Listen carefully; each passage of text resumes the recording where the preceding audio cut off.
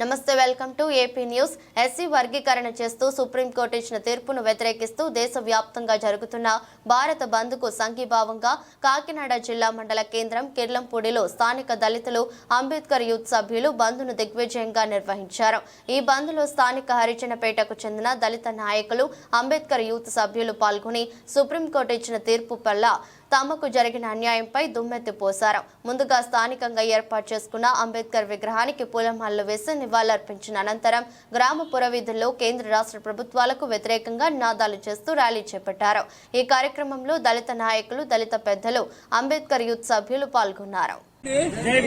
నా పేరు చంటుబాబు అండి. ఎస్సీ కులానికి చెందినవాడు. నా తోటి సహోదరులు కూడా మానవ సామాజిక వర్గం చెందినవాడు. కనుక ఈ రోజు భారత్ బంధు పిలుపునివ్వడం జరిగింది మా పెద్దలు. దీని మూల కారణం ఏంటంటే ఎస్సీ వర్గీకరణ చేయడం ద్వారా రాష్ట్ర ప్రభుత్వాలు కానీ కేంద్ర ప్రభుత్వాలు కానీ లబ్ధి పొందే అవకాశాలు ఉన్నాయండి. ఎందుకంటే మానవాదులను విడదీస్తే ఒక పార్టీకి మొగ్గు చూపి ఒక పార్టీ ఎంపును వెన్నుబడిపోవాలన్న ఉద్దేశంతో ఇటు నారా చంద్రబాబు నాయుడు గారు అటు మోడీ గారు కలిపి ఈ రాష్ట్రాన్ని, దేశాన్ని దోషి తినే వ్యవహారం పెట్టుకున్నారండి. దీనికి సపోర్టు మందకృష్ణ మాధవి గారు. ఎందుకంటే మేము మానవాదులు అనే వాళ్ళు మేము అన్నదమ్ముల్లో వెళ్ళిపోతున్నాం. ఎందుకంటే మాకు 58 సబ్ కులాలు ఉన్నాయి. ఈ 58 సబ్ కులాల్లో ప్రతి ఒక్కరు కూడా ఎవరు బాగా చదువుకుంటే వారు ఉద్యోగం సంపాదించుకుని లబ్ధి పొందేవారు. ఇప్పుడు మళ్ళా ఇంకో యాక్ట్ తీసుకొచ్చారని దీంట్లోకి క్రిమినల్ అనే యాక్ట్ తీసుకొచ్చారు. ఈ క్రిమినల్ అనే యాక్ట్ అంటే దీనికి అర్థం తెలుసండి మీకు? ఒక కుటుంబంలో ఒక వ్యక్తికి ఉద్యోగం వచ్చినప్పుడు ఆ వ్యక్తి పిల్లలు కానీ పిల్లలు కానీ ఎవరు కూడా ఈ ఎస్సీ పొలంలో అనుభవించడానికి లేదు.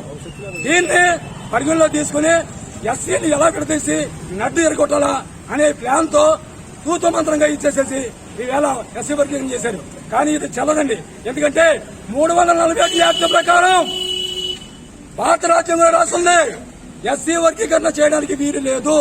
రాష్ట్ర ప్రభుత్వాలు కానీ కేంద్ర ప్రభుత్వాలు కానీ లేకపోతే రాజ్యసభ్య సభ్యత్వం కానీ దేని కూడా అధికారం లేదు. ఇది దృష్టిలో పెట్టుకోండి. మీరు అధికారం కోసం 2 వర్గాలను విడదీసి పాలింతే మేము చూస్తూ ఊరుకోం. ఏ మాల వ్యక్తి కూడా చూస్తూ ఊరుకోడు. ఇది గుర్తుంచుకోండి. కాబట్టి ప్రతి ఒక్కరు చెప్తున్నాం, ఈ విషయంలో గాని ఇంకా ముందు ఇంకా ఏమైనా ఇలా దౌర్జన్యం చేస్తే రాష్ట్ర వ్యాప్తంగా దేశవ్యాప్తంగా కాదు, ఎంత దూరం సరే మేము వెళ్లి ఈ యొక్క పోరాటం ఆపమని మానవాడి తరఫున మేము విజ్ఞప్తి చేస్తున్నాం. జై భీమ్ అండి.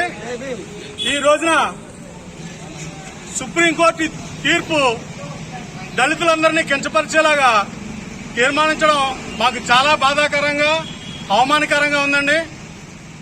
సుప్రీంకోర్టు తీర్పు ఒక్కటే ఇస్తే సరిపోదండి. ఇది పార్లమెంట్ లో బిల్లు ఆమోదించడం జరగాలి, రాష్ట్రపతి ఆమోదం పొందాలి.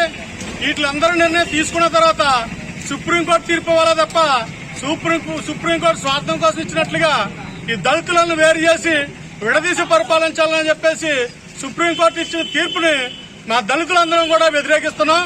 చాలా ఇది అమానుషం, దుర్మార్గం ఇది చేసినటువంటి తీర్పు.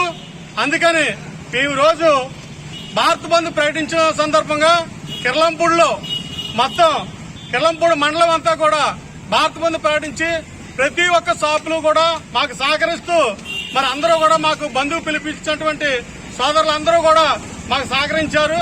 కాబట్టి కిర్లంపూడిలో బంధు వాతావరణం ప్రశాంతంగా ఉన్నది. కాబట్టి మాకు సహకరించిన ప్రతి ఒక్కరికి కృతజ్ఞతలు తెలియపరుస్తున్నాం.